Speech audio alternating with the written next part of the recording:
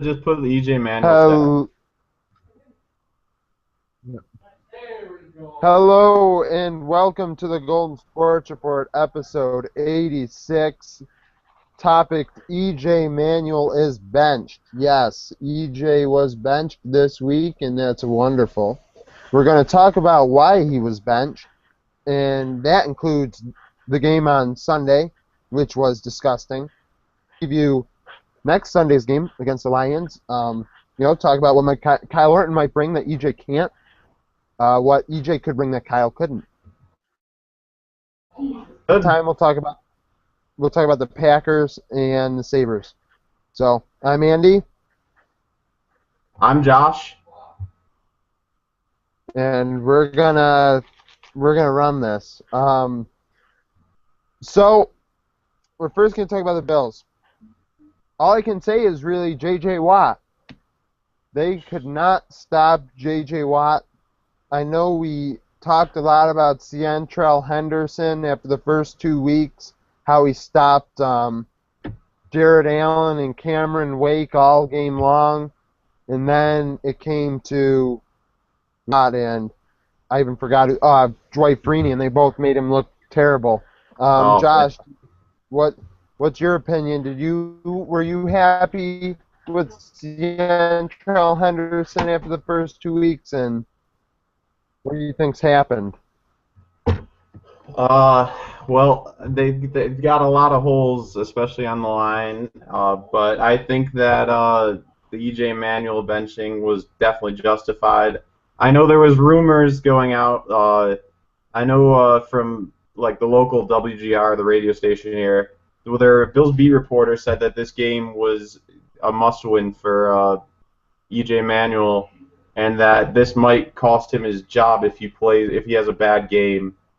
And he had a bad game, and Marone justified that by giving Kyle Orton a shot. I personally feel that Kyle Orton probably would have been given his shot eventually, the amount of money that they paid him. But I mean, I hope that EJ can learn from this. That's what I'm hoping. He can come back and play better. But because we have a lot invested in this, we don't have a first round pick for next draft. So we're gonna have to either carry on with one of these two, or try and trade for a quarterback. I don't know. I have to see how Kyle Orton's gonna do. I don't know how much of an improvement he's gonna be on EJ Manuel. I hope he'll help in the red zone, because that's where EJ always, as I said in the last show, that's where EJ struggles a lot, is in the red zone. And I'm hoping that we can get the best out of Kyle Orton, and hopefully that'll bring the best out of the offense, and hopefully things will work out well. What did you think, Andy? Well, I didn't get to watch it, but I listened to it, and one of my family members says, "Oh wow, there's a fumble at the 20-yard line. The Bills have it." And then the next thing I hear is 80-yard interception return by J.J. Watt, and I just think to myself, "Holy shit, EJ, The face you bomb. you really fucked up." Yeah, like when you were hit the nail on the head. I have the same opinion about Kyle Orton. When you paid that quarterback that much money, and Dylan didn't really believe it, Matt didn't. Matt, our former guest, he's in the comments often. He didn't want to believe it, and I was like, you don't pay your backup quarterback $5 million a year. He's a backup quarterback. You don't. That Nope. guy was meant to come here in the case because they had doubt that EJ Manuel could do it, and thank goodness they did. And EJ, he missed Watkins a couple times. He threw a touchdown pass, but you got to give that to Watkins. Watkins scored that touchdown. Um, EJ just hasn't performed very well. He really It's hasn't. bad. It was a make or break game. Last week we said it was a make or break game for the Bills. This was, the Texans had just gotten smoked by the Giants there, and it was time to shine. Now, in your opinion, do you feel this is all on EJ? Because I know Chris and Mark, another guest host, said in the chat that they blame Nate Hackett more than EJ Manuel. What's your opinion on that? I think that there's got to be mixed blame for what's wrong on both sides. I think there's some play calling that hasn't made sense. I know right before the half we had the call by Nate Hackett where they threw the ball to Robert Woods for 3 yards and they could have got a field goal. I think that we could have at least tried for the field goal and ended up causing the clock to run out for 3 yards. And now we're just I mean, there's still a lot of stuff that EJ has to work on though too. I think there's about a bunch of fault in play calling, and there's also fault in execution though too. And a lot of those throws, EJ's as you said, his accuracy is way off. I'm not sure exactly what the stat is, and I don't want to look it up because I know it's going to make like the screen freeze even more. But he's got a bunch of issues.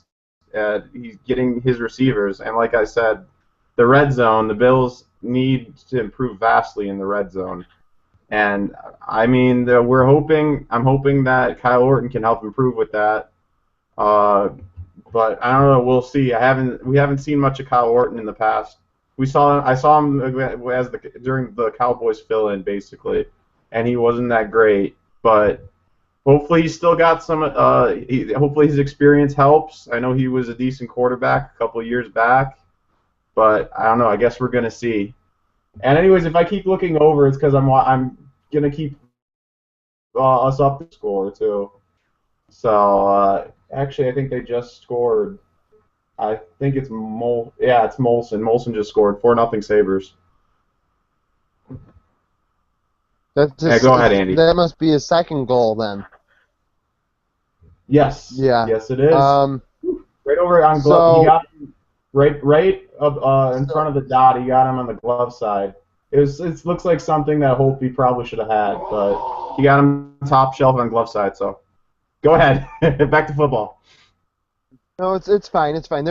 By the way, if you're viewing this, comment as we go. We'll talk about it later in the episode. I shouldn't be too laggy to be able to go on it. But interrupting happens often by the hosts of Google Hangouts because Google Hangouts lags, and you will end up talking over people because you'll start talking and there's like a 5-second delay, and somebody else will start talking within that 5 seconds. Then it sounds like you're interrupting them, and it's completely accidental. Yep. And also, good old St. Bonaventure. We have the potato internet, so it doesn't really help me out very much. So. All right, I have a couple stats I want to throw out there because I know on my Facebook I posted a lot of stats over the last 3 days. EJ Manuel is the second worst quarterback in the league by QBR behind Chad Henne, who got benched. He also has the worst accuracy beyond 10 yards in the whole NFL. Second is Tom Brady. Third is Geno Smith. The whole AFC East in the bottom four. But all he did was checkdowns. And Kyle Orton, I know he didn't have a great game last year, but on WGR I heard he went like 26 for 40, 358 yards, 2 touchdowns, and 2 interceptions. We've only had 5 300-yard games in the last 15 years. It's been a while. I'll take that. I'll take that stat line. I'll take at least going all out. I'd prefer somebody to go all out than go, 20 for 30. Well, not 20 for 30. 20 for 33, 170 yards, and a touchdown and no picks. Like that doesn't. That's like while you're checking down the whole time. If you have a Yeah. good defense, you can do that. We have a good defense, but just EJ couldn't do it. And, the Bills can't afford to lose too much later in the season, but they are so lucky. Our division is fucking dog shit. And, That's a nice way to put it. oh my God. And they're still first. Hmm. Well, So, we're lucky. We're lucky that way. yeah, like, will Kyle Orton take us to the promised land? Who knows? But, hey, it's a winnable division. I compare it to the 2009 NFC West. I'm not saying we're going to win a playoff game, but Seattle made it at 7-9, and this looks like whoever wins the AFC East is going to be 7-9. It might be just like that. The way that these teams have been playing, and I'm sure everybody here who's watching saw the Monday night game, where the Chiefs just thwarted the Patriots. And if you didn't see it, Tom Brady got benched in the fourth quarter for Jimmy Garoppolo. Sorry, and they couldn't go anywhere, but yet they're still tied with us. And the Jets, other than their front four, has been pretty terrible too.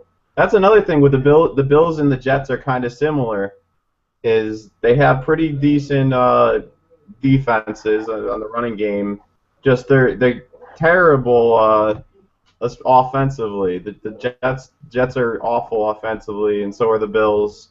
I hope that Kyle Orton can do what he's been doing. As you said, he's got a bunch of games where he's had a lot of yards, and the Bills are still waiting for that. Yeah, my friends are kind of being jerks right now and being loud. But anyways, yeah,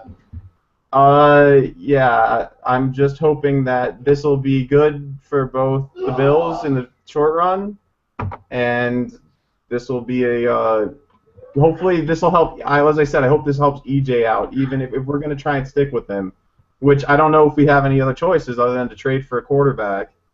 But I mean, we got EJ and Orton, and luckily I'd rather have Orton than Thad Lewis. But we're go ahead. No, it was just funny. You Yeah, said Thad I Lewis. mean, this is what the choices that we have. We don't have a first unless we're going to draft a quarterback in the draft in the second round or something, or trade in the first round. It's not really a very strong draft from what I've seen for quarterbacks as well. So right now, I think that we're just gonna have to we're gonna have to hope that this is a good year. And there's a lot of rumors spinning. I don't know if this is true or not.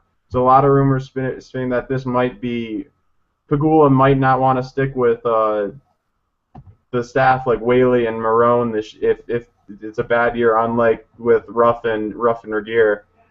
I guess we can only the future brings, and I hope that they have a good game. I guess we'll see. I think they And what? oh, go ahead. I was gonna let you. I wasn't sure if you were there or not. No. Just hoping it's not lagging that much. No, actually, this is a lot better than last time. We had Well, a lot that's of good. in the last video. That was good. So the the coaches, the thing that is a lot different is the Bills. The Bills, these guys have only been here for 2 years, and Ruff and Regier had solidified themselves in the Buffalo community as that GM and the coach. And Pagula couldn't just fire those guys. Those guys were, they've been key cogs of the team. They're fan favorites pretty much. Regier not so much, but Ruff, and he couldn't get rid of them. But Marone, Hackett, Whaley, I bet most fans couldn't give two shits if we got rid of them to get a good couple guys in here. I didn't think they deserved the job anyway. Yeah.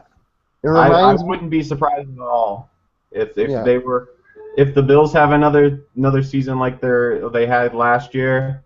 and we say goodbye to both Marone and Whaley, and they clean the house. I mean, it's also, yeah, like you said, that's another thing, the loyalty. A lot of people, even when he got fired, a lot of people liked Lindy Ruff, and a lot of people still like Lindy Ruff. He brought the Dallas Stars to the playoffs again for the first time as the Stars coach, and I know Regier, the sentiment was definitely a lot different, and I sure was happy he was gone when he was gone. But those were. I mean, it was so long with them that a lot of people were always used to Ruff and Regier as the people in charge for the Sabres. And for the Bills, they just seem to go through a coach every 3 years, 2 or 3 years. So it kind of seems like it's a cycle.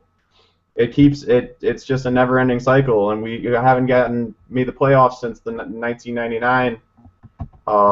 So I'm just hoping that hopefully that I know that's why Whaley's playing like he made big trades like the one for Watkins because the Bills need to win now, otherwise their staff's going to be gone, and we might not have who knows how long EJ Manuel is going to be here if we get a new coaching staff, because that wouldn't be the new coach's pick. They want their own quarterback. So I guess it's all a wait and see about that so far.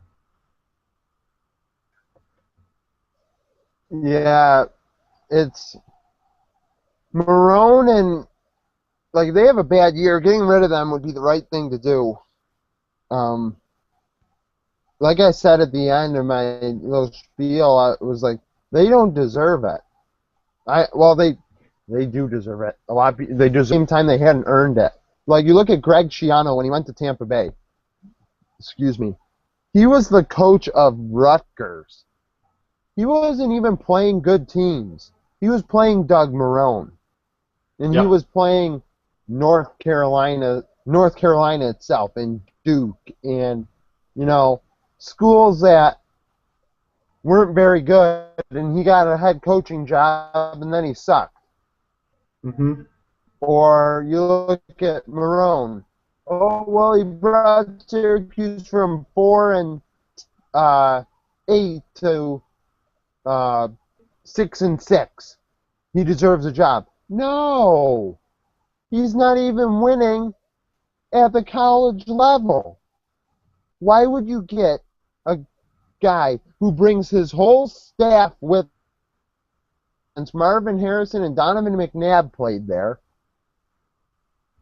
and make him your head coach? That was a terrible, and that's on Whaley. That is on Whaley, which means he should get tossed not only for making the dumb trade for Watkins and drafting E.J. Manuel, but also picking Doug Marone as the head coach. Everyone's going to be like, oh, you shouldn't have made Marone a coach. Well, it is what it is. It was not the right thing to do. People are going to be upset. They're going to be like, well, this, and, Hackett's not doing the right play calling. That's on the coach. Coach did it. Coach brought his guys in, and he screwed up. Do you think they deserve it, or do you agree with that? I mostly, and for the most part, I would be completely fine to see how the year goes out, and I would be completely fine with that.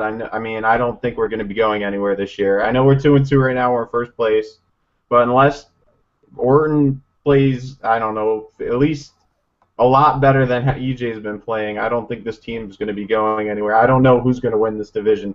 Like you said, this division's pretty terrible. I'd compare it somewhat. I mean, you said you talked about the 2009 division where the Seahawks went at 7-9, but I mean, you could also look at a division where you could also look at something I looked at was the last year's NFC North, which was pretty terrible. The Packers made it in. I mean, I know Aaron Rodgers was hurt, but the Packers made it in the playoffs with 8-7-1. They beat the Bears by a tie. That Matt Flynn did. Matt Flynn actually coasted them did it well enough to give Aaron Rodgers a position to put them into the playoffs. But back to the Bills. Marone, I don't know. He had a 500 record at Syracuse. So I mean, I really don't know if they've earned it.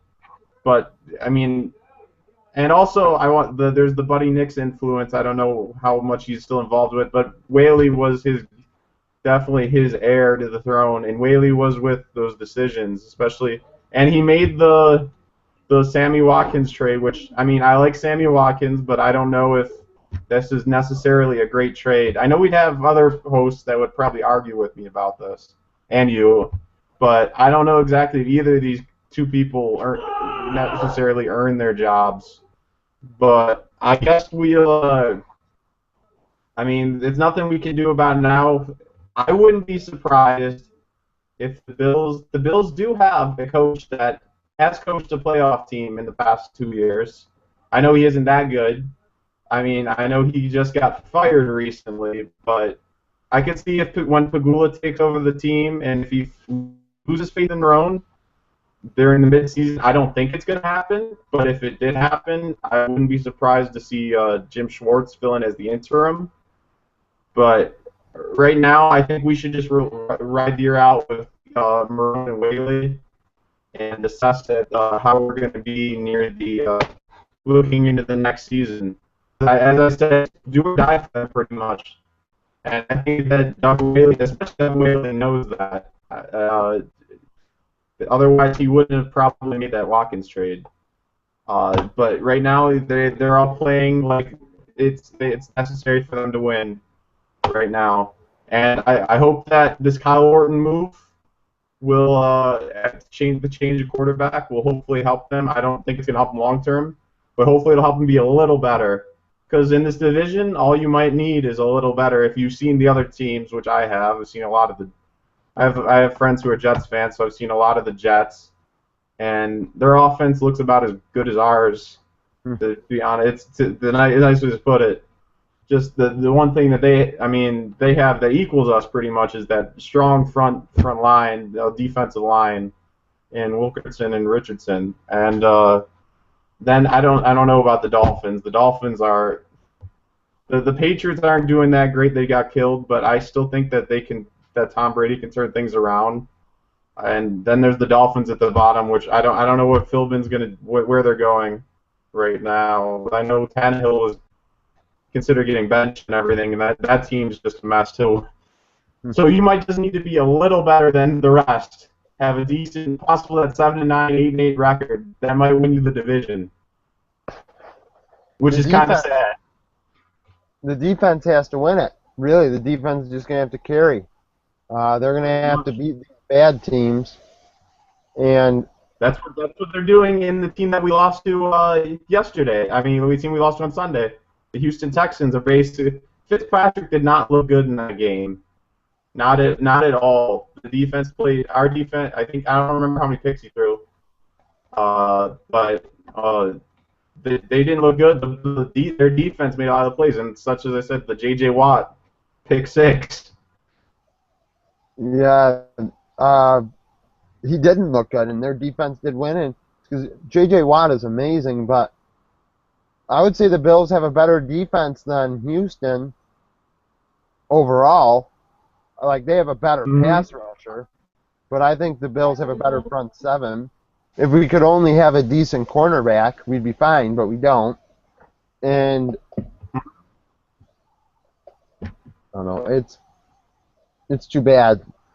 So yeah, all right, that's enough about E.J. Manuel. We're going to try and talk about this week's game with the Bills. The Bills and Lions,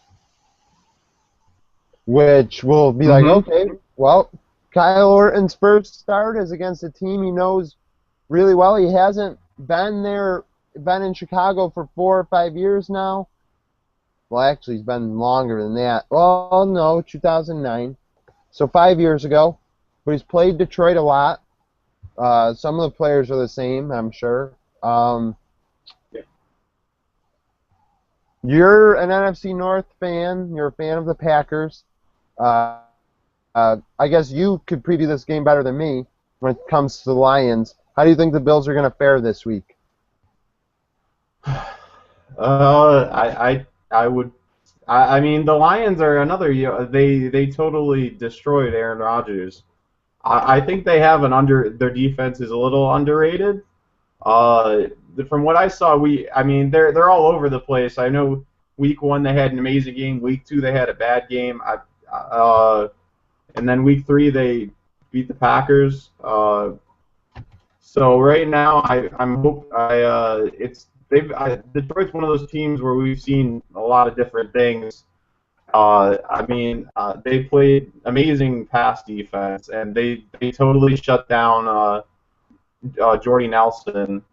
And I know they're 3-1, so they're definitely not a bad team. They beat the Jets last week, 24-17. But like I said, I think their defense is a little underrated. And Calvin, they actually won while Calvin Johnson was covered most of the game. He didn't do that great. I think he only had 2 receptions for a very small amount of yards.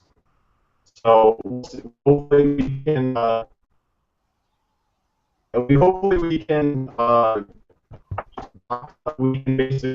shut down their offense, like, because if we can do that, they hopefully will win. I don't think the Bills are going to win this one. This will be a good test for Orton to see how he can play them. They have a good defense, so that's going to go during this game to see how they do their play stop the Bills. Offense, I mean, they have a lot of weapons. But you don't. I mean, Golden is definitely underrated.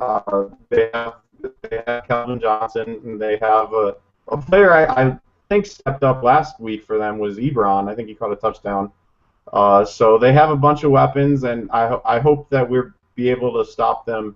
The nice thing, though, that they've been lacking at is the run game hasn't been that great this year. I know that Bush and they've tried both Bush and Bell, and they're trying to get something going on the ground. So I'll have to see how that works against the Bills, who are a decent run defense. Your impressions? Well, I think it's going to be really, really hard for Gilmore to keep Calvin Johnson under control. I think what helped the Jets last week is Calvin Johnson's a little banged up, so he's probably going at like 75%, which is still better than Stephon Gilmore. But Golden Tate took over last week. Golden Tate had a good game. So they still got to worry about him. They got to worry about, they got somebody else in there. Forget who it is. But they have Ebron. You said Ebron. Yeah. At tight end, they're going to have to cover. Receiver they have had a decent game last week, I think. Yeah, I looked up Lions Jets, and it went totally laggy when I was talking. Yeah, it got mad laggy. Damn, I hate that, man. Damn it. It sucks. It's hard. You know? Fucking lag. I know, like, damn it, Bonnie's, you're D1 in basketball and you can't even freaking afford internet connection. Barely D1. Yeah. So they're gonna have trouble with Ebron because they couldn't keep Antonio Gates. Well, they kept Antonio Gates. Ladarius Green under control. So good luck trying to stop Eric Ebron and Brandon Pettigrew at tight end, Golden Tate and Calvin Johnson.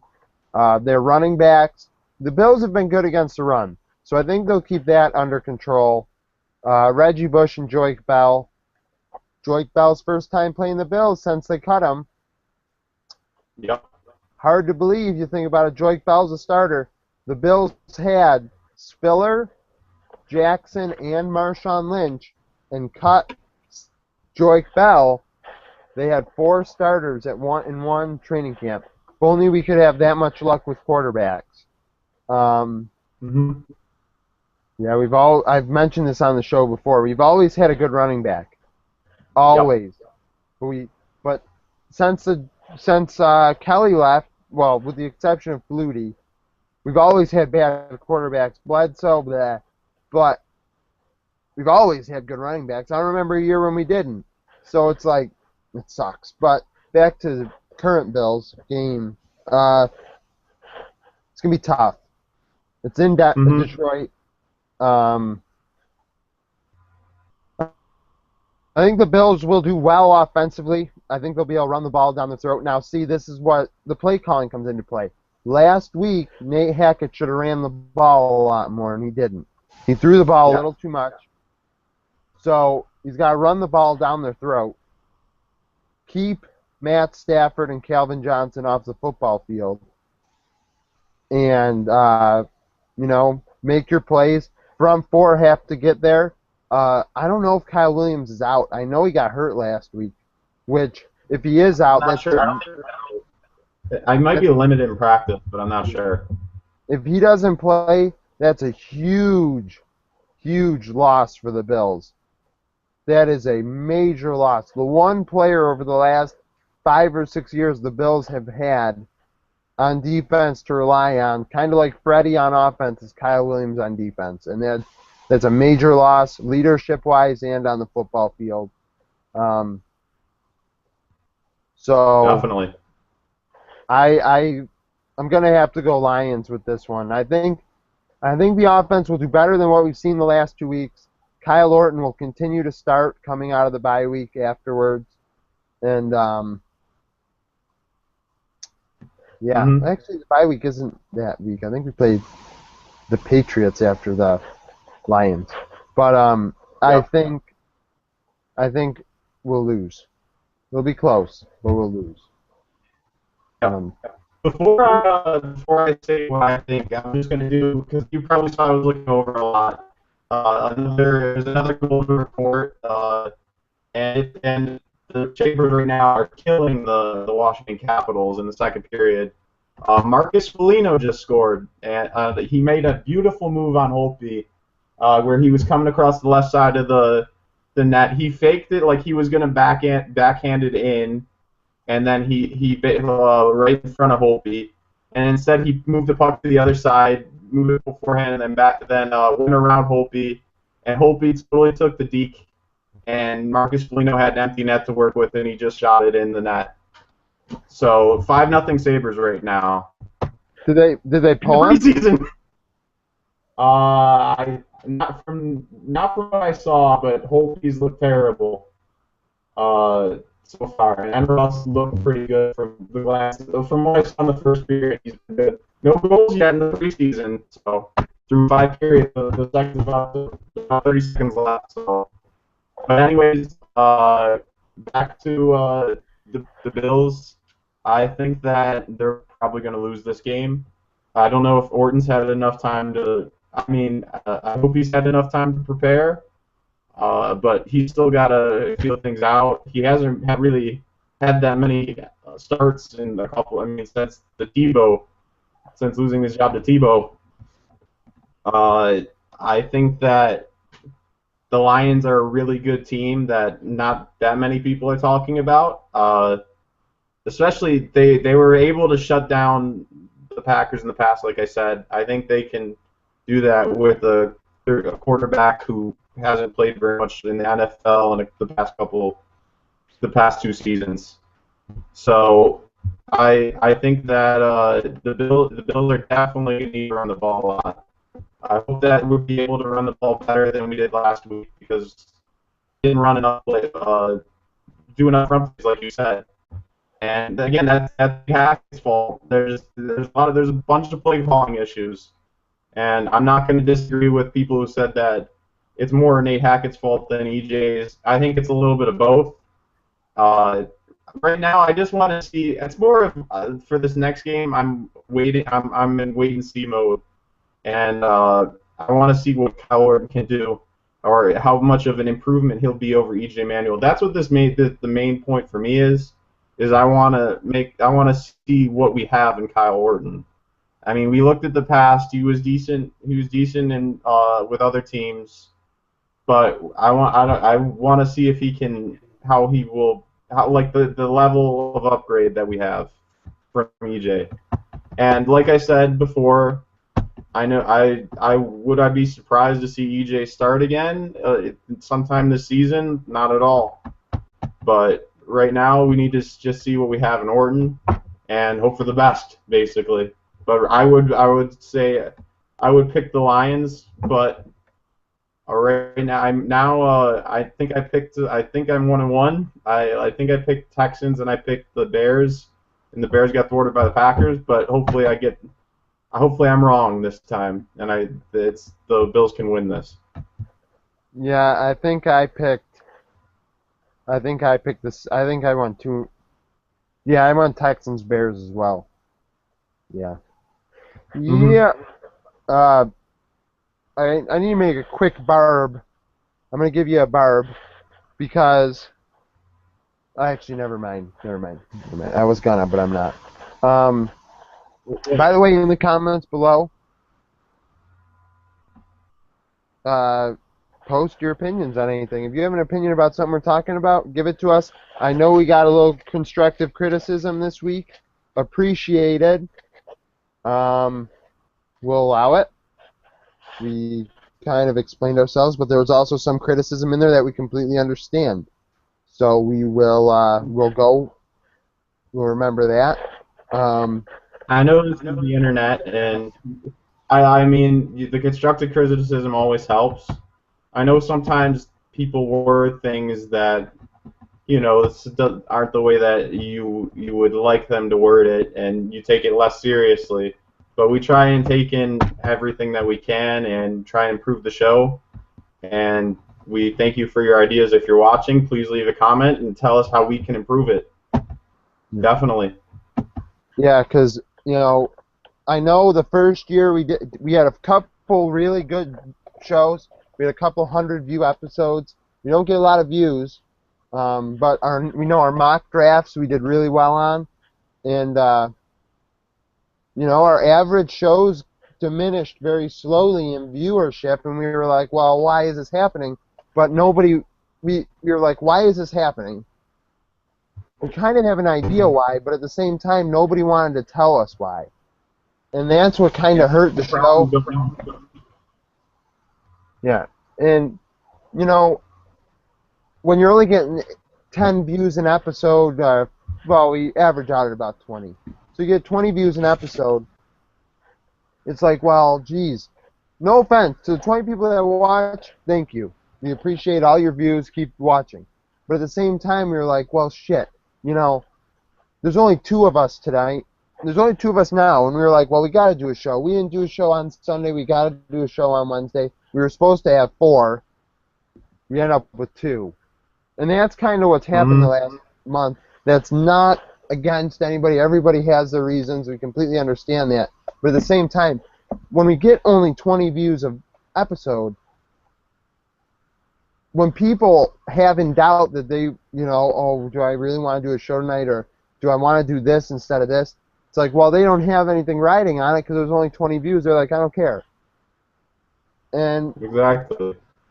We want to increase the views.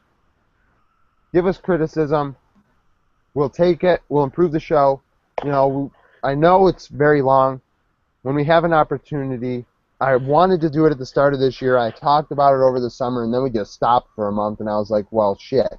I should probably start it now, but I never really had an opportunity to. I want to get this stuff pre-recorded, but break it up, guys.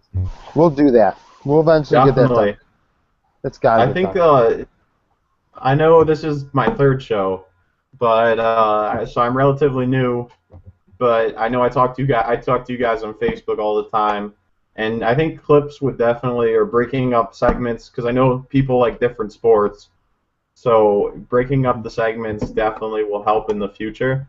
But I do like the live show aspect of it too. But as Andy said, we need all of you to give us as much criticism, as constructive criticism as possible. I mean, obviously no dumb comments, but But if you actually think there's a way we can improvement, like I know someone said, bring on like a college athlete or a friend or something like that who plays the sport. So it's definitely stuff we can do to work on the show in the future. And we take the criticism. Nobody's feelings are going to get hurt unless you do something directly. You say something directly negative that has nothing to do with the show. Yeah. But I just we take the criticism and we use it to make a better product. So, anyways, all constructive criticism will help us out, and definitely YouTube comments. A lot of comments during the show definitely add something. And we had that a lot. I haven't seen that on. I don't think we have any in this show. I know we don't have it. We didn't have any last week, but it's something to work on, and we're definitely willing to change. I know it's more Andy's show than mine, but definitely I will take any criticism and we'll use it to make sure. Yeah, like I know Josh's only been on the show 3 episodes, and he's part of that chat, and we have a chat with like 8 people. I mean, 6, 7 people. Not everybody likes to go on. Some people, you just don't have the time to. But it's open to everybody in that chat. They know who they are. We're willing to open it up farther for people that like other sports because, that's fair. We're not.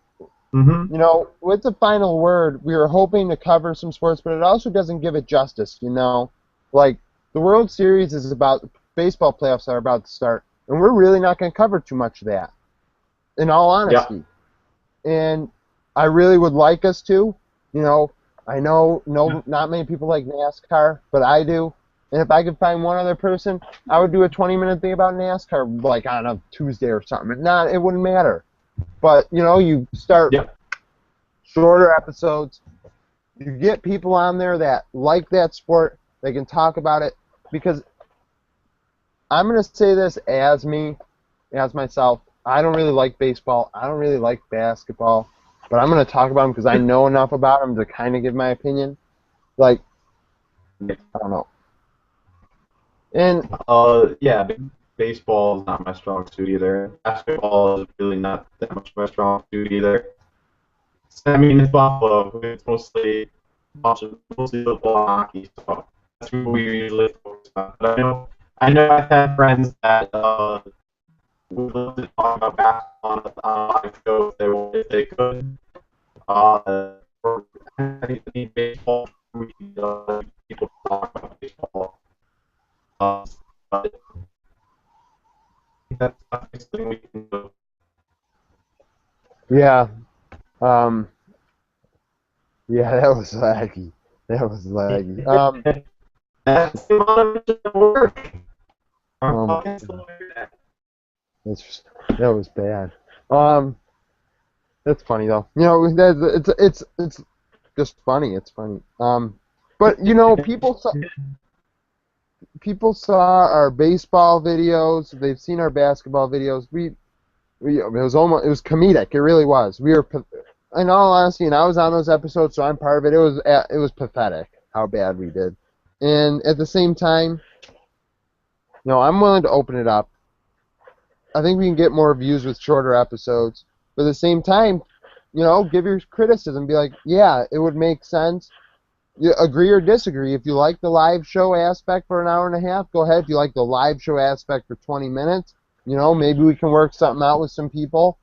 If you think pre-recorded shows would be better, do that. A mix of both. I've thought of a mix of both, like keeping the Sunday live show as being like, oh, live show directly after the Bills game, Bills show. And then throughout the week, you pop out your videos anyways. But, have that live show or keep the mock drafts and stuff like that. All right. That would be perfect. Sabres, hockey? Yeah, we'll talk hockey. Do you have any tabs open? Go ahead. Do you have any tabs open? No, I don't. other than this. So it's just the internet this time. Oh my God. Um. I Oh. mean, I love audio. I can go all audio if you want. I can just take it on turn the Well. camera. Well. Wait a second. Go to talk for a second. Hi. No. No. Say a sentence. Uh, the Sabres are killing the Capitals right now, 5-0. God, this internet, man. You know, it does so shitty for 2 minutes, then all of a sudden it's crystal clear. Damn. I told you, it's the potato. It's the St. Bonaventure potato internet. I'm in tech services. I've complained about this before. Oh my God. What a bunch of shit. All right. Well, my barb is. Don't you have Hopi and Enroth on your fantasy team? Yeah, my goaltending choices weren't very great. You actually snagged Leighton from me, who I was hoping to get back, but I'm happy with. I love the defense as always, both of the teams, but my goaltending core on this one is pretty bad. It's better in my dynasty one, but that's because they're older, other than Anderson. And yeah, I took Holtby because I thought he'd have the best chance to start this year. It's obviously only a 1 year thing, and I'm sorry, I was watching Chris Stewart get kill someone in a fight again. So Oh, he fought again? no, it was a replay of that fight we were talking about earlier in the show. Oh. But yeah, I have both Holtby and Enroth, and to be honest, I had Holtby before. I don't really like him very much, but he was the only non-split goalie at the time, so. Well, it was either him or like Steve Other Mason. than you got Enroth. I wanted to be honest. I didn't want Enroth. I was pretty pissed when I made that pick. I'd rather have Pavlik, but I mean it's really. I was like, I'm not gonna go out and draft Pavlik once I have Enroth. They're both pretty crap. I mean, I'm not saying Enroth is bad, but the team around him isn't that great. So hopefully he has a good year for fantasy. Yeah, I kept Fleury, and I was like, well, I need a good goalie too. So I was like, I'm gonna get a second goalie here because you start two a night, and I was like, I'm gonna pull Lettinen. I really like having two good goalies. Leighton is a pretty good goalie, so definitely underrated in the NHL. He's already hurt. It's more, else is a big market for football, and basketball, but other than that, it's kind of small market for other stuff. Yeah. Lettinen already got hurt. Oh, got a concussion. All right. That was way off topic. You thought Sabres? Yeah. So what's your opinion? Well, all right. So Matt, somebody said, well, it's Matt. Matt was like, he was really happy Grigorenko was being kept up, and I was like, I'm not too happy about it. I got a couple people to agree with me, and I know there are a couple people like, Matt, and I'm sure Dylan also feels similar, that they would prefer Grigorenko up instead of down. What is your opinion on Grigorenko? Do you think he's earned a spot on the NHL roster, or would you prefer him to be sent down to the AHL roster? This is tough. He's played pretty well. I have to say, this is like I've seen him before. I think that's what he needed.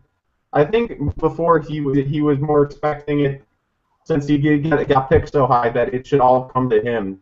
That he should should be guaranteed a spot on the team. And he had that attitude where he was more like a cocky attitude, like he should definitely be on this team, especially last year when the Sabres weren't doing that great. He's like, wow, I should have a guaranteed spot now that this team sucks. But he didn't put in the work, and he looked pretty terrible. And I know that he wanted to appeal his going to the OHL because he was pretty pissed about that. But eventually, he got some work with the AHL coaches for conditioning, stuff like that. And I think that he kind of something in his mentality changed over the summer. I'm gonna just say that because he looks like he's putting in the work. I've seen some of the stuff he's done at camp, and on the scrimmages, he's looked amazing. He's looked one of their best players I know during scrimmages, and been pretty good in the preseason. So to be honest, I wouldn't be surprised if he starts with the Sabres this season. I wouldn't be very upset for the work that he put in. But the thing is, now that he's at that level, if Teddy chooses him to stay up with the Sabres, he's got to keep working. He's got to keep grinding, doing the little things, the back checking, the stuff he wasn't doing last year. That's what he needs to keep contributing. If he can do that, I'm more than happy for him to be up. There's a lot of rumors that it might be him or Reinhardt that might be the choices. And I don't know. I don't know. I know he's definitely played better than Reinhardt has during preseason, but I'm still confused at why Reinhardt for a while was on more of like the third line, playing a role that he probably wouldn't play in the NHL with big guys like Foligno and stuff like that. I know Teddy said something about protection, but it didn't really make that much sense to me at the time. But as for Grigorenko, I've liked what he's done so far, what I've seen in the preseason. He's looked a lot better. I know the Sabres, up until now, I don't know if they've won, but they've looked pretty good. But it depends on if, as I said, he can keep doing the little things. That's what matters. Yeah, Nolan's biggest thing, if you're not working hard doing the little things, you're not going to play. And I'm going to be honest, Grigorenko, everybody has said, since we brought him up here 2 years ago, he's on the fourth line. He's on the third line. He's playing with crappy players. That's why he's doing bad. And I said, if your first round pick, who was supposed to go in the top 5, plays 40 games and scores 3 goals, he wasn't good enough to play on the top 2 lines anyways. That is grinder numbers. That's Matt Ellis numbers. So, I love Matt Ellis. Matt Ellis is great. But Matt Ellis has his role. Grigorenko's a goal scorer. If he's not scoring goals by talent alone, he doesn't deserve to be on the roster. Now, right now, he's playing very well. But at the same time, I feel he's going to be in that third or fourth line role no matter what. Girgensons is our second line center. So, I think Grigo or Reinhardt are going to be that third line center. I also think, the good teams don't do that. Detroit doesn't do that. Boston doesn't do that. Los Angeles doesn't do that. They send their kids down. They have to prove themselves at the AHL level, and then they get their opportunity. There's a lot of talk about, Anthony Mantha. He broke his leg, but at the same time, it was like, guy scored 80 goals last year in the QMJ AHL, and they were like, well, we don't know if he's going to play this year with the Red Wings. Everyone's like, why? He's so good. Well, it's because that's how they do it, and they've made the playoffs the last 24 years. They have made the playoffs longer than we've been alive. They haven't missed the playoffs since we were born. And you know why? Because every player since Stevie Yzerman played in the AHL. They have a system, and it works. And during 05-06, all those players, Vanek, Pominville, Roy, they all played in the AHL first. And that's how it should be. I think Grigorenko I would not be opposed to... Go ahead. Sorry. I think he should be down there with, Armia. And I think that helps both of them, their development. Armia needs a little bit of a... there's a lot of grinders down there. And I think with a more offensively minded guy like Grigorenko, who will get to play 20 minutes a night, play power play, play penalty kill, become a good goal scorer. Like, he's got the talent, he just has to prove it. And if he has Armia and he has Baptiste is supposed to play down there, I believe. So, I think he got sent down. Yeah, so you have a good first line there. And that's a goal-scoring line. he'll have an opportunity to develop with players that are at his skill level, help them as they help him, and he'll have opportunity, and that's what he needs. He needs opportunities to play more on a nightly basis, where with Buffalo he's going to be playing 12 to 15 minutes a night and maybe be on the second power play unit and not have a role. Do you have any opinion on that, or? I mean, I wouldn't mind either way. I think the Caps just scored. But anyways, from what I've seen of Grigorenko, he's looked good. I wouldn't mind giving him a shot, but I wouldn't be, like I said, I wouldn't be surprised if he's sent down, or if Reinhardt's sent back to juniors. Nobody's talking about that. There's a chance that he might go back to juniors this year, and he might go back to his team and back to the ice and keep playing there to grow a little more. A lot of people don't expect that, but like I wouldn't be surprised if he hasn't passed what Teddy calls the eye test. Basically, he's got to earn his spot. And I watch a lot of press conferences by Ted Nolan, and he's always talking about compete level, and that's where he's got to find his spot. And he might not be ready yet for the NHL, and we might not need him this year. But there's a couple players that Washington just scored. But there's a couple players that might. I don't know if they're going to be here long term, like Cody Hodgson. I don't know how long he's going to have his spot, especially if he doesn't work on moving the puck defensively. I think Molson and Ennis will stick together, but I don't know what Stafford's going to be after this year. I don't know if he's going to be with this team. And you've got a bunch of right wings, and Tim Murray signed a lot of people, so he's getting a lot of veterans chances too. So I'm still waiting to see what the mix of this lineup, but there's really not a lot of room. It's probably going to be Grigorenko or Reinhardt. It's probably not going to be both. So I'm just waiting to see what's going to happen, especially with some of these other veteran defensemen, how big of a role they're going to have, like Andre Mazzaros and Benoit, how big of a role that they're going to play into our team this year. I don't know. I don't think the Sabres are going to have that great of a year. I know they might not say it, but from what they look like they're going for all out for McDavid, especially with all the McDavid and Eichel hosting the prospect game, hosting an Erie Otters game for center. So I don't know what to expect this year. I think we're still going to have to wait one more year and see if another top prospect makes it. And I wouldn't mind if Reinhart went down, if he went back to Kootenay to go play for the Ice, and just to develop a little more, and then bring him if we get another big top prospect in. I would not mind at all, especially but I feel like Grigorenko could learn a lot playing a full year in the AHL too.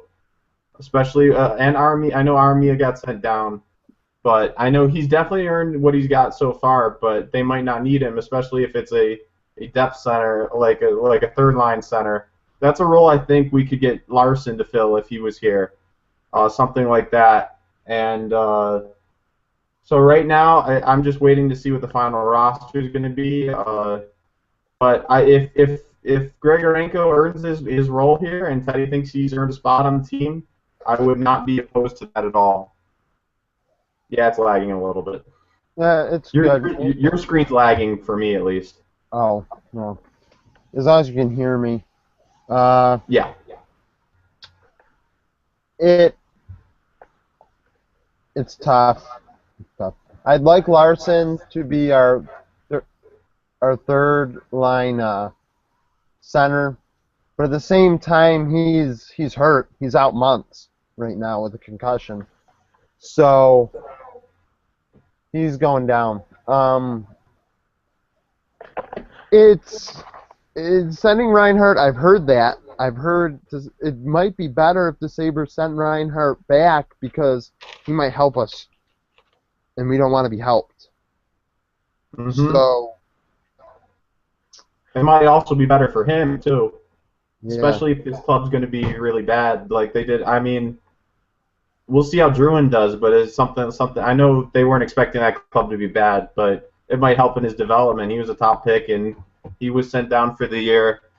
It all depends on if Teddy feels like he can play a significant role in the top six. I would prefer not seeing him as a third line center. Yeah. And Uh, that's what it looks like it's going to be. yeah, I would prefer if he was if he wasn't that role. But I mean, we'll have to see. Yeah, because we have other centermen. You could throw Hodson. That Samuels Thomas player. We might have sent him down already, but he Yeah, was. we sent him down. Jordan Samuels Thomas. Yeah, he was a No guy that. I think Strachan's still up, Yeah, but but that's defense. he plays forward too. But they Did you unplug your headphones? No, It's I did echoing. not. I don't know. I don't know why. But they have a lot of the veteran defensemen. There are a lot of veteran defensemen. They have, it's a question: who's playing better, McCabe, Pizik, Ruedel, Ristolainen? Those four guys are battling for. You got Myers, Saros, Benoit, Yeah. Weber. You got those four guys battling for two spots. Now it got really loud. Can you undo what you just did? What? Can I undo what I just did? Yes. Let me. How's that? I folded these back a little bit. Did Here, you how's unplug? this? Yeah. Is that better? There we go. Yes. It was probably All the way you right. had it in the first place. Yeah, that's probably the headphones. Yeah. That's much better for my neck anyway. So. All right. Yeah, the defensemen. There's a lot of young defensemen. They're all battling for a small portion of the team. Zadorov even, and you got to send him back to juniors. You can't Yeah, send him that's to the the thing. AHL. So hard. Mm-hmm. It's a hard thing to do. We got a lot of players, a lot of young players that we want to see play, but at the same time, with young guys, you don't have an opportunity to send them to the minors. It's all the way back to juniors, which they already proved they dominated. So it's a dumb rule. At the same time, I want Connor McDavid or Jack Eichel or Noah Harrigan or whatever his name is, even though he's a He just defenseman. scored. Matt Number Molson. 23 for the Buffalo Sabres, Sam Reinhart, just scored a goal from a beautiful pass. I'm not sure who just passed it to him, but he just scored a nice goal in front of the net. His first goal, so he just got it. I'm trying to see who got the pass. Yeah, Reinhart. He went. Yeah, he took it from the other side, and he's just digging for the puck in the back check from on screen. There's no on the other side of the ice. And we're trying to see past the puck. Can't get the terrible angle, but I think it was clean. Someone made a beautiful pass right from the guy's first preseason goal. So Maybe he earned himself a spot. he's on his face right now. He was patting on the back for the goal. All right. Yeah, it was Stewart passed it to him. Go ahead. All right. I think it's about time we go to final word. Final word. We're at an hour, a little bit over. Yeah, it's good that Reinhart scored, though. Maybe earned himself a spot on the team with that. Definitely helped he was in the front of the net. It is 6-1 now, but still. So I'll let you Beautiful have the passion floor. for it. All right. Well, I've got three final words. So I originally had two mini ones I was going to talk about, but I guess I'll talk about the Packers since they're my favorite football team. Uh, I predicted them to lose, like they said earlier in the show, and they they were going within a shootout with Chicago, but Chicago's missing a lot of people. I know they're missing Tillman. They're missing a lot of people in their secondary right now that are injured. And Aaron Rodgers, one of the stats that I saw week 2 was Aaron Rodgers, when the Packers lose, they're very likely to win their next game. And Aaron Rodgers is the quarterback. He's a very low back-to-back. He's only lost one or two games, like a small number of games back-to-back in the past couple of years. So they did against the Jets after coming from behind, and I was nervous about this one because I hate the Bears a lot. Is no offense to any Chicago fans on here if there's any watching, but from the beginning what I saw, it was a shootout.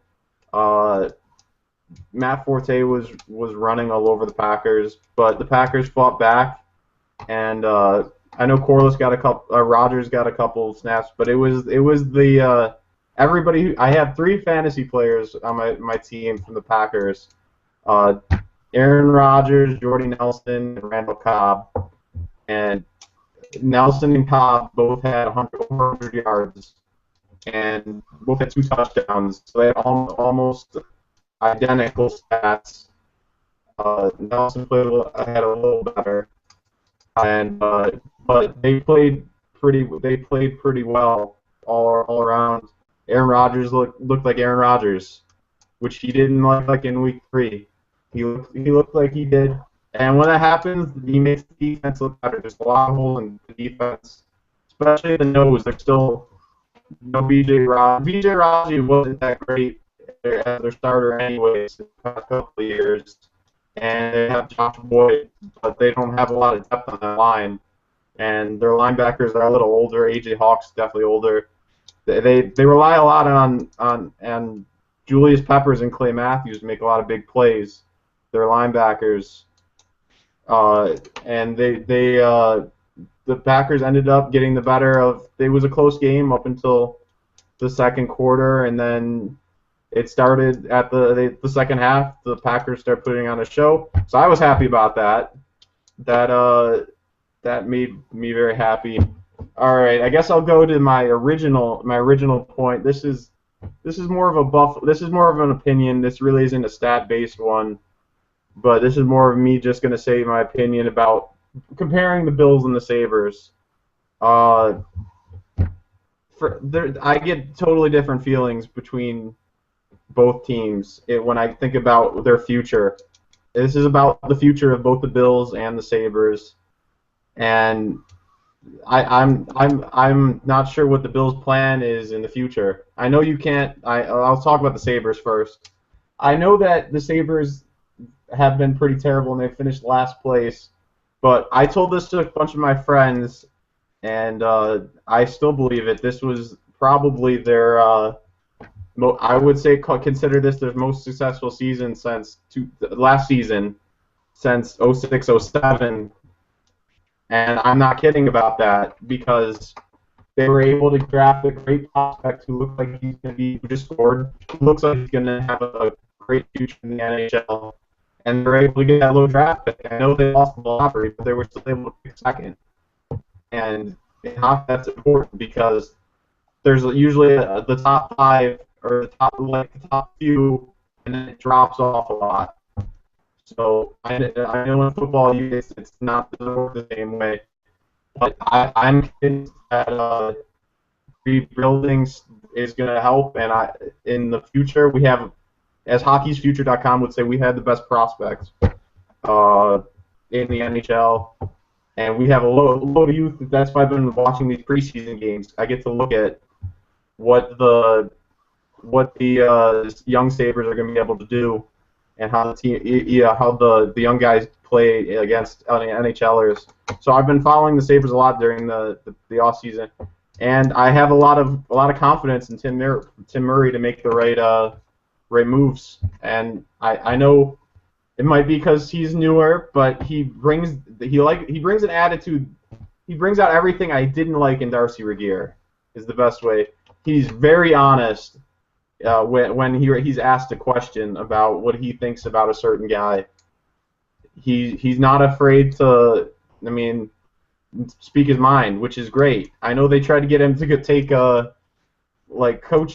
interview coaching, which I don't think he should do. I like him the way he is, and he's very open and very honest about his opinions about each of the players, and he'll tell you who he likes, what he likes about each player. I remember him on WGR. He just listed each of the top prospects at the time, and he said what he thought about each of them straight up. Wasn't afraid to hold anything against them. He said what he liked and what he didn't like about each prospect. And I have a lot of confidence in them. I don't know if Nolan's going to be the coach long term, but I feel Ted Nolan deserves a fair shake, and I like Ted Nolan a lot as a person. And I think that was a great move bringing him in especially for these young kids, because he's not afraid to tell a kid. He's not afraid to give a kid extra time if they'll ask, and that's something Rob Ray loved about him. Is he'd ask when he'd ask, and he'd be like, "We'll try you out. We'll see what you can do at a certain role. We'll see what we can do to get you more ice time. If the players earned it." And he's the players coach, and a lot of players came back. I know Molson said one of the reasons he came back is because Ted Nolan's here. And he likes Ted Nolan. He likes Ted Nolan a lot after what he saw for just a little while in the NHL. And I feel like the Sabres have the ability to turn it around. And I think there's a lot of bright things in the future for the Sabres and for the blue and gold. And this is where I compare them. I brought that up because I know they're in last right now. I wanted to compare them to the Bills' future, where the Bills have been in the same team for me. They seem like they're in the same place.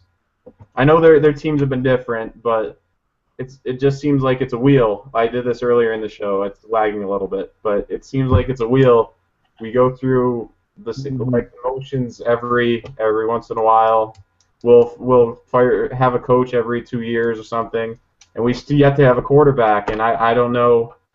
Since the 90s, basically, unless you count Drew Bledsoe, the short amount of time he was here. But the team always seems to go through the same motions, where we'll start with a coach who, like you said, might not have deserved to be there, and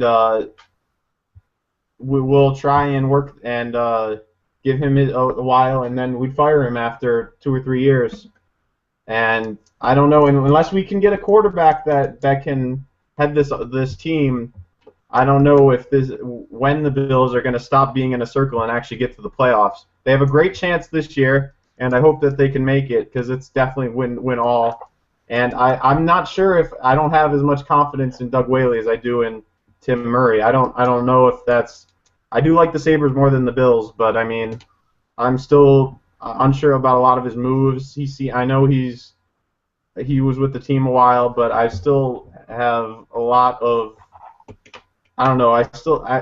Long term, I don't know if he's going to be here or Marone. I don't know if they're going to be the long-term solution.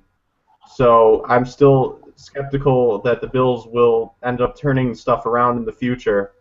And I hope I'm wrong. I do. I just have a lot more confidence that the Sabres will get good than the Bills will. But the Bills have better pieces right now that are ready. And I know you can't rebuild in the NFL like you can in the NHL. But I'm just, until we can get a quarterback that shows up, I'm hoping Orton plays pretty well, but I don't think he's the long-term solution. And I don't know if, at this point, I don't think EJ is the long-term solution. I hope that this helps his career, and maybe he'll be able to come back in sometime, and he'll have developed kind of a little like Greg Rank. Not exactly the same, but a little like learning that you have to earn it more. That will help him want to fight the effort to make it back to the starting position.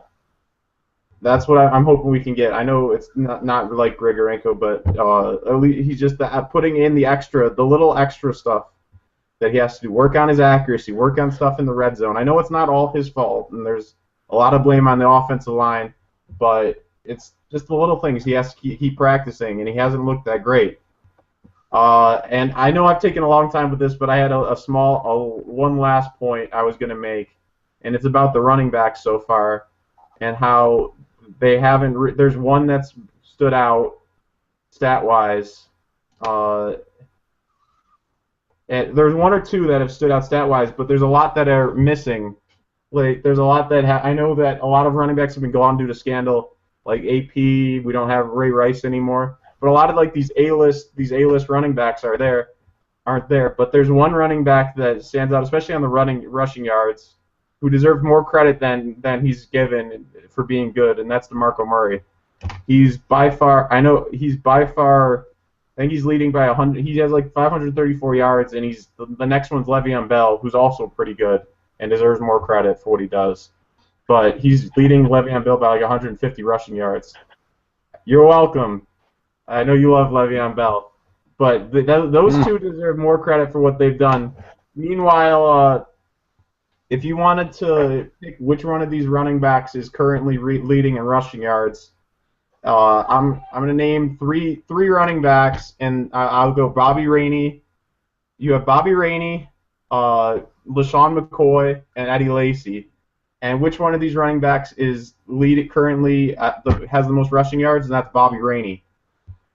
And LaShawn McCoy and Eddie Lacy, I don't know. A lot of people spend a high pick in their fantasy drafts on him. I know I don't have either of them on my team, but those two running backs need to step up somehow and need to get going. They have very little yards and they haven't yet to really produce.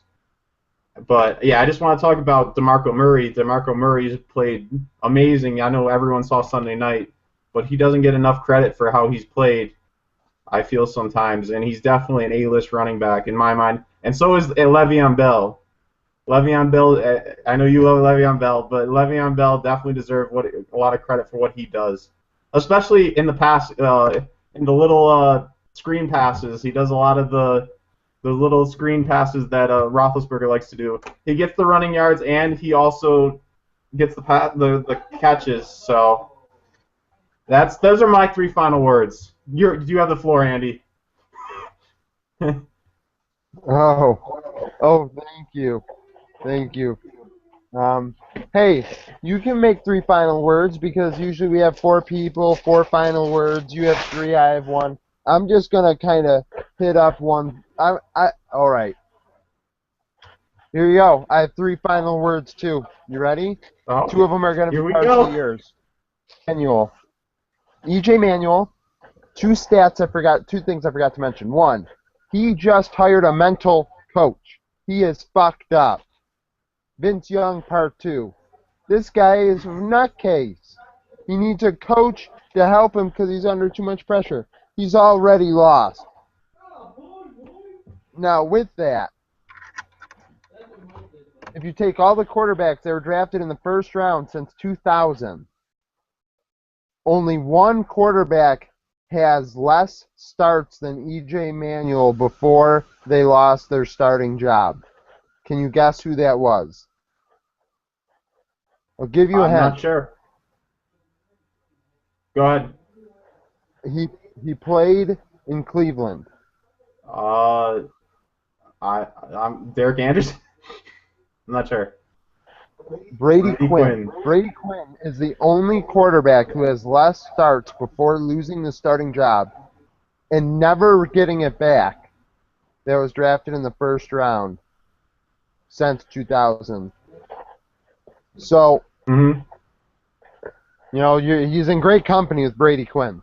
Now to my next thing about the running backs.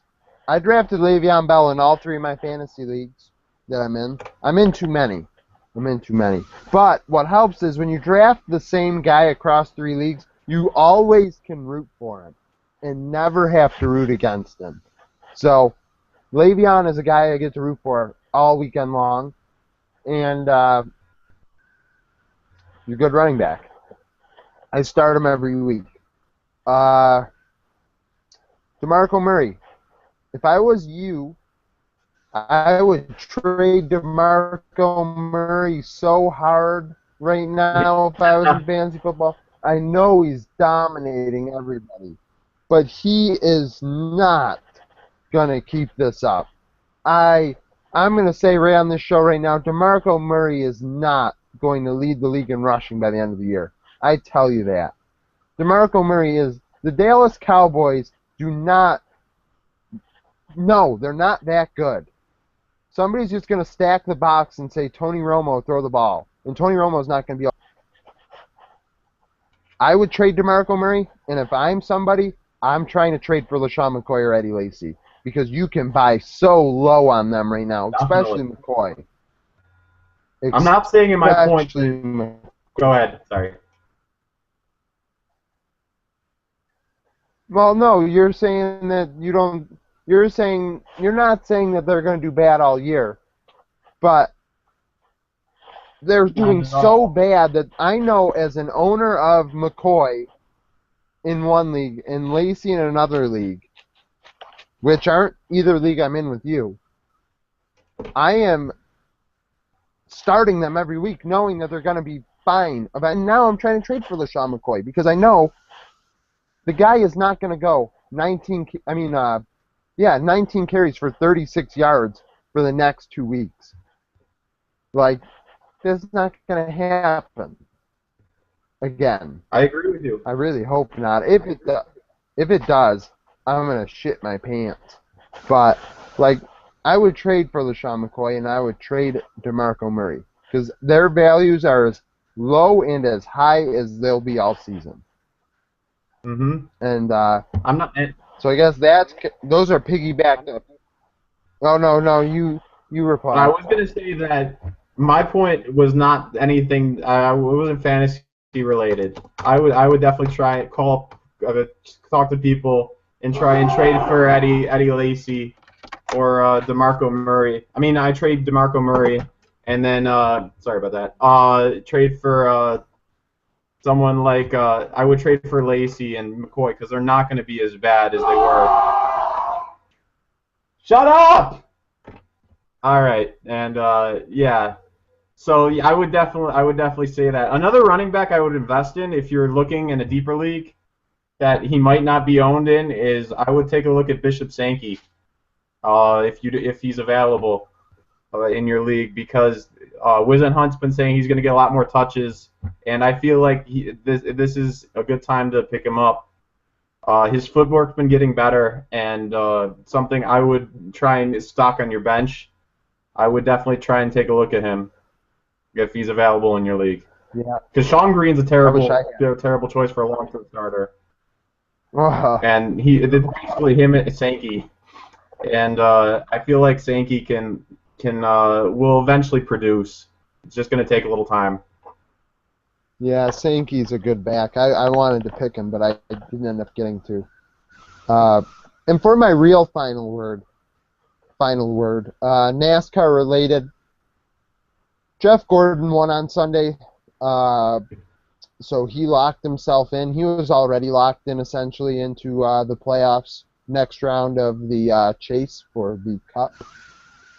This week they race at Kansas. This 3-week portion of the chase will be Kansas, Charlotte, and Talladega. No. I think it's either Charlotte or Atlanta. I know Talladega's the last one. I know Kansas. Those two. Yeah. I'm not sure. I follow a little bit, and I checked, and I think it might be Charlotte. And the 4 drivers that got kicked out were Almirola, who, had a bad race on. Well, not a bad race. Well, actually, he did. He had a very poor race on Sunday, and he missed. He was too far behind. Greg Biffle, Roush Racing. I love Roush Racing. He drove like shit the last 4 weeks. He didn't deserve to move on. Roush Racing in general fucking sucks right now. Carl Edwards is leaving, and I don't blame him. Kurt Busch missed.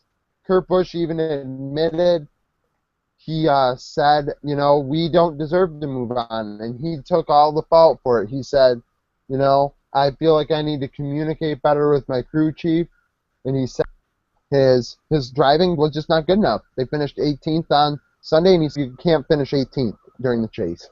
So he said, I don't deserve to be moving on, and he's going to reflect on that this offseason. And A.J. Allmendinger barely missed. Casey Kane finished 2 laps down and beat A.J. Allmendinger by 1 position overall to make the chase. The 4th Hendrick driver, the little Hendrick driver that isn't, the worst Hendrick driver out of the 4, Casey Kane, he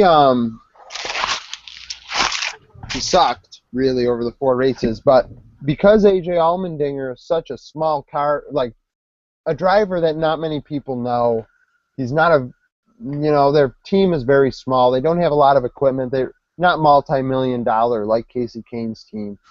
But he missed by 1 position, and even A.J. Allmendinger said afterwards, and I've said this multiple times throughout the chase, we're just having fun. We don't deserve to be in there. He's like, I know we're in the chase. He's like, we don't deserve to be in there. He's like, we won a race that we knew we could win, but we suck everywhere else. And he's like, this is development for us. We finished pretty good over these 4 races. We can still pat ourselves on the back because we made it. There were teams that didn't make it that are multi-million-dollar funded. But this little team that's like funded 20% of that made it. So I give him all the credit for doing that and saying that. And so next 3 races, I don't know who's going to win this week. I think Keselowski's going to win again. I think Penske's got it right now. Penske, Keselowski, and Logano are driving really well. Talladega, though, you have 1 bad finish over these 3 races, and you're going to probably be out. And I'm telling you right now, Talladega, there will be a 15 to 20 car accident because there is every year. And somebody's chase is going to be over because of that race. So, probably. I remember watching that last year. It was pretty bad. Yeah. Yeah, it's a long race. No. Say what you're going to say. You're lagging a little bit. But I probably am too, so.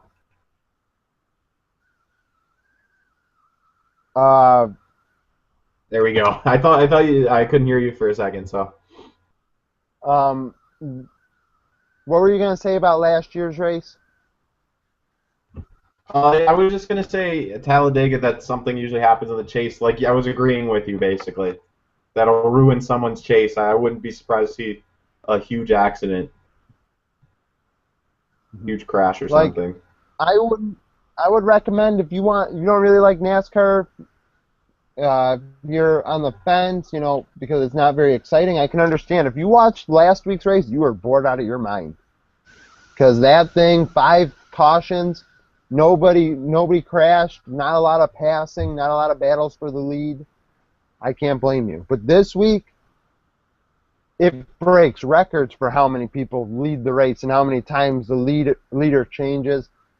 There's those big accidents because they're going 200 miles an hour.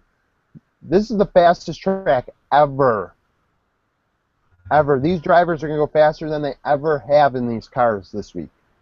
And if I was a borderline NASCAR fan, I'd watch the last 50 laps because they're going to be exciting. And, playoff hopes are going to be on the, championship hopes are going to be on the line. And it'll be really great to see. But that's 3 weeks down the road. And that's pretty much the episode. So if you got this far, you better comment because I swear, if you've got this far, you must really like that. We've been on an hour and a half, so we've been on. We went just the 2 of us. We went out a lot. Probably that has to do with me taking like 50 minutes for my final words. But in case you didn't catch it, Sabres won 6-1. So it was pretty good from what I saw. Yeah, we had a great show. That's all I have. Yeah. Like, comment, favorite, Comment, subscribe. subscribe. Uh, hopefully, yeah, if you made it this far, man, good for you. Man, girl. I know, This is when we need the hey, clips. yeah. So, thank you for watching. This was the Golden Sports Report, episode 86. Hopefully, see you Sunday. There's no guarantees with us. But hey, I want to get a show on Sunday, so can't blame me. Bye. If not Sunday, we'll definitely be back Wednesday. I'm Josh. Sorry. All right, we'll see ya. See ya.